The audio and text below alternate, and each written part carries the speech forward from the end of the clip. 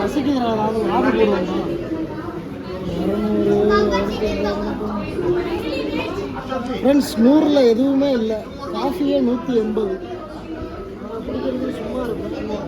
Office packet போகலாம். இந்த பக்கம் வேறு ஏதாவது இருக்கான்னு பார்ப்போம். வேணும் பசியோட 2.5 மணி நேரம் செத்தாலும் இவ்வளவுக்கு காசு கொடுக்கலாம்.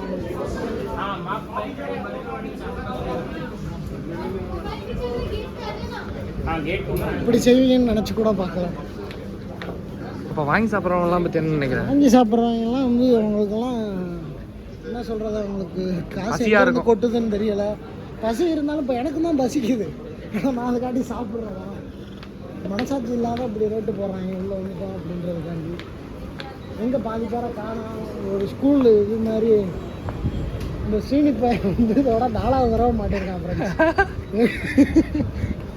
4வது டைம் மாட்டியிருக்கான். ஏதாவது ஒரு ஆணி எடுத்து உள்ளே போட்டு விட்டுறான். என்னடா எத்தனை தடவை மாட்டுவான்? நான் திரும்ப இந்த சைடே வந்துட்டு தான் வரேன். ஒன்றும் பிரச்சனை இல்லை. எங்கேயோ இது சோறு கம்மியாக போடுறாங்க அப்படின்னு தகவல் கிடச்சிருக்கு. அதை நம்பி நாங்களும் பயணம் பண்ணிக்கிட்டு இருக்கோம்.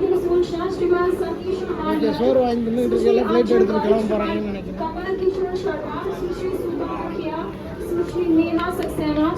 கேட் 3 அதான் இது எங்கே இருக்கான்? வளர்ந்தவனே கண்டுபிடிக்க முடியலன்னா நம்ம ஒன்றும் இந்த அரக்கான் ஃப்ரெண்ட்ஸ் ஸ்நாக்ஸ் பார் அப்படின்னு ஒரு இடம் இருக்குது. குடிச்சிக்கிட்டு இருக்காங்கன்னு நினைக்கிறேன் போட்டு. பரவாயில்ல. யூபி இருக்குது. இல்லை